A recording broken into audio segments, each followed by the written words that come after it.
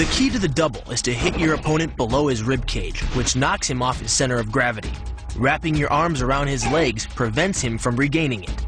Your forward momentum, coupled with the upward thrust of your hips, gets your opponent airborne.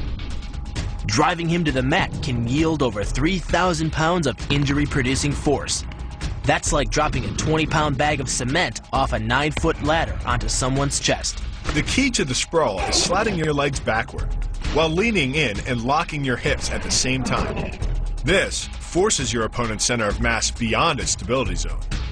Coupled with the downward thrust of your forearms, he's now supporting your entire upper body with the back of his neck and head, which leaves him face down on the mat, vulnerable to any number of attacks. The power of this move comes from the spin. Like the wrecking ball at the end of a demolition crane, the power is generated by the rotation of the body. In conjunction with the snap of the knee, the foot achieves a velocity of nearly 30 miles per hour. When the heel connects with the solar plexus, it transfers 1,400 pounds of force, enough to damage internal organs and fracture multiple ribs. It gets its power from the pressure exerted by your legs. The first leg imparts pressure to the carotid artery. The second leg, working in conjunction with your arms, optimizes that pressure, transforming you into a human vice grip. If your opponent doesn't tap out, he'll pass out. Much longer and permanent brain damage can ensue. Is a combination of two levers. While your legs push up on your opponent's neck, your arms apply downward pressure to his trapped wrist. The opposing forces turn the elbow into an ad hoc fulcrum point. The armbar can result in a complete destruction of the elbow's articulating structures. The move is difficult but devastating. There's no opposing object to push against, so all the energy of the move must come from the momentum of the leap and the acceleration of the kick. The snapping motion of the lower leg functions much like a coiled spring. When unleashed, the kick reaches impact speeds of 20 miles per hour and delivers up to 400 pounds of force to the opponent's chest. The key to this synergy of speed and power is punch technique, punch location, and punch frequency. With your elbows tucked in behind your fist, the energy of each punch is maximized. And because the punch is delivered to your opponent's core along a center line, the more directly that force is transmitted to his body. The effect is similar to that of continually slamming a battering ram against a door. No matter how strong, it can only sustain so many blows before it collapses. This kick is all about speed. The further the foot travels, the greater its acceleration, and the more dangerous a weapon it becomes. Powered by the muscles of the hip flexor and the quadriceps, by the time your foot reaches your opponent's throat, it's traveling nearly 40 miles per hour. That type of speed yields over 1,000 pounds of force, enough to puncture the Adam's apple and crush your windpipe. The power of the takedown is derived from the simple mechanical advantage you hold over your opponent. By wrapping up his striking leg at the upper thigh, you've placed your opponent in what's called conditional stability.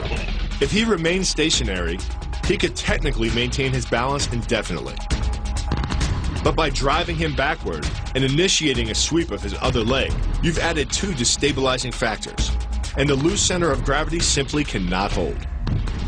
By grabbing the wrist, you provide hundreds of pounds of additional leverage.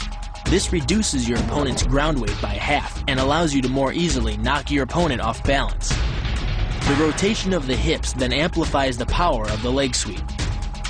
Coupled with the wrist grip, you are in complete control of your opponent's body.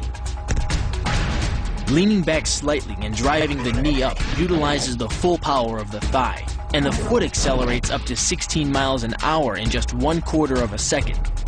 That's twice the acceleration speed of a Porsche. Coupled with the rotation of the hips, the kick can impart 450 pounds of force upon impact with the ribs. When executed perfectly, it's a motion similar to cracking a 2x4 with a sledgehammer. The calf crush works because of the ankle lock. Working in conjunction with your leg, it serves as a sort of high torque pinch point, imparting hundreds of pounds of force on the tibia and fibula. The tibia and fibula are some of the strongest bones of the human body, but creating this pinch point allows you to deliver enough force to easily break them, which leaves your opponent with two choices: tap out and admit defeat, or risk permanently losing the use of your leg. The key to the scissors takedown can be found in the move's name. Throwing your legs around either side of your opponent, one high on the torso, the other just in the crease of the knee, provides you with a lever on either side of his body.